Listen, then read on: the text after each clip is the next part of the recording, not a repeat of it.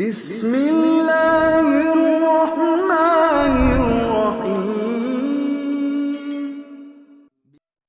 پیغمبر خدا گفتن روز قیامت خداوند با 4 نفر 4 گروه را متهم می سازد.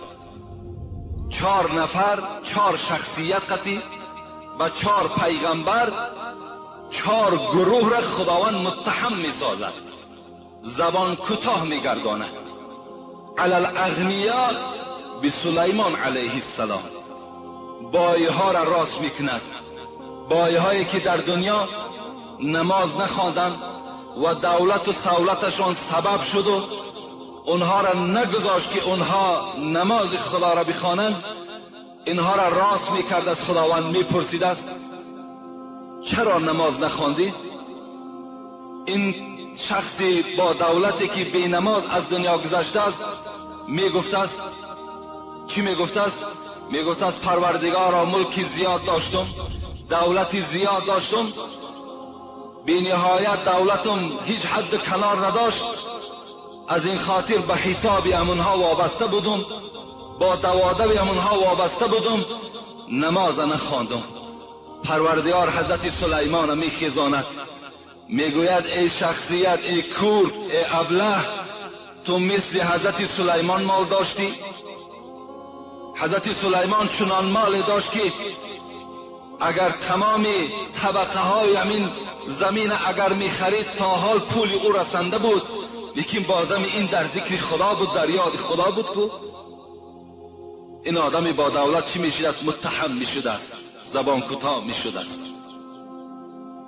و علی العبید بیوسف علیه السلام، بنده ها، کسانی که خدمتگار آدم های با دولت هستند، غلام ها خیزانده می شوند چرا نماز نخواندی؟ میگوید از پروردگارا من غلام بودم، من به خودم سرور و مولا داشتم، من وقت نیافتم که عبادت کنم. حضرت یوسف پروردگار نزد این غلام حاضر میکند، میگوید یوسف هم غلام بود، در دست عبدالعزیز، در دست زلیخا این غلام بود، لیکن عبادت خدا را ترک نمیکرد. این بانه شما برای شما دستگیر نمی شود. و علی المرضى بی ایوب علیه السلام، آدمانی که در حالت بیماری نماز نمیخوانند بی نهایت زیاد است. اینها را وقتی خداوند زنده میگرداند و میپرسد چرا نماز نخواندی؟ میگوید پروردگارا من بیمار بودم، من بیمار بودم، من نتوانستم، از جای خود خیسته نمیتوانستم، پام کار نمیکرد، دستم کار نمیکرد، بدنم شق شده بود، فلج بودم، از این خاطر من نماز خوانده نتوانستم. پروردگار حضرت ایوب میارد، میگوید ایوب بیمار بود. راویای کتاب میگویند حضرت ایوب 18 سال بالای ریگ خواب بود، 18 سال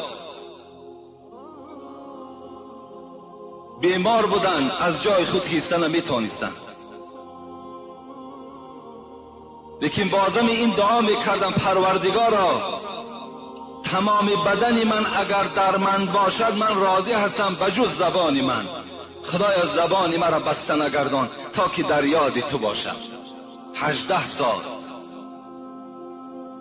بار عائلش گفته ایوب گفت تو پیغمبر خدا هستی، دعای تو خدا میشنود، دعا نمیکنی که خدا به تو شفا دهد. حضرت ایوب گفتند ای زنک، گفتند چند سال راحت دیدم؟ گفتند 80 سال بالای راحت بودی. سال شد. گفت به خدا قسم، گفت من از پروردگار خود شرم دارم طلب شفا کنم تا زمانی که اگر 90 سال بیمار نشوم، تا اگر 80 سال بیمار به سوی خدا نشوم که راحتم و بیماریم برابر نشود، من از خداوند شرم دارم طلب شفا کنم. خداوند مریضها را میگوید شما مثل ایوب بیمار بودید. امروز اکثریت مردم ما در حالت بیماری نماز نمیخوانند. در بیمارخانه ها که بالکل نماز نمیخوانند. وقتی در این خیل حالت نماز فرض باشد، پس چی جای این سردرد و این فشار خون و این دامنه و دیگر کسل هایی که در ما و شماست. در بیمارخانه هم وظیفه همه ما و شما چی است؟ نماز فرض است. اگر چهره ما طرف قبله هم که نباشد، اگر روی ما اون طرف هم که باشد، اگر جایگاه خواب ما بی نماز باشد، اگر لباس بدن ما بی نماز هم که باشد، با اشاره باید نماز خوانیم در داخل بیمارخانه. اگر کسی نباشد که به ما یاردم کند، اگر یاردمچی باشد با طریق اولا در گردن ما و شما نماز فرض است. اگر در این خیل صورت صاحب مسلک میگوید، کسی گوید که در این خیل حالت در گردن من نماز فرض نیست، وای کافر میشود میگوید، زیرا حکم خدا را چیکار کرده است و انکار کرده ایستاده است. با آدم های بیمار خداوند روز قیامت حضرت ایوب دلیل میکرده است که چرا نماز نخواندی؟ ایوب که بیمار بود نماز میخواند. و علی الفقراء به عیسی علیه السلام. لیکن آدمای فقیر، آدمایی که فقیر بودند، آدمایی که کم بغل بودند در دنیا، اینها وقتی که خیزانده میشوند و از اینها پرسیده میشود، اینها میگویند که ما پروردگارا گرسنه بودیم، فقیر بودیم، نادار بودیم، از سحر تا بیگاه در دکان نشستیم که یک سوم برای زندگی پیدا کنیم. خداوند حضرت عیسی را می آورده است، می گفته است حضرت عیسی چنان فقر داشتند، چنان کم بغلی بودند که از دنیا گذشتگی در هیچ اشیای زندگی از پسش میراث نماند.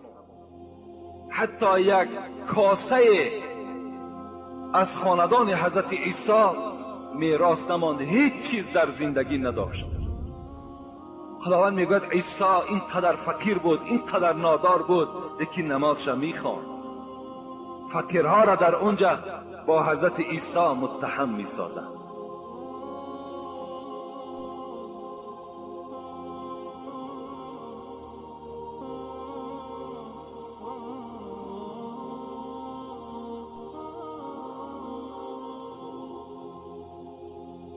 بسم الله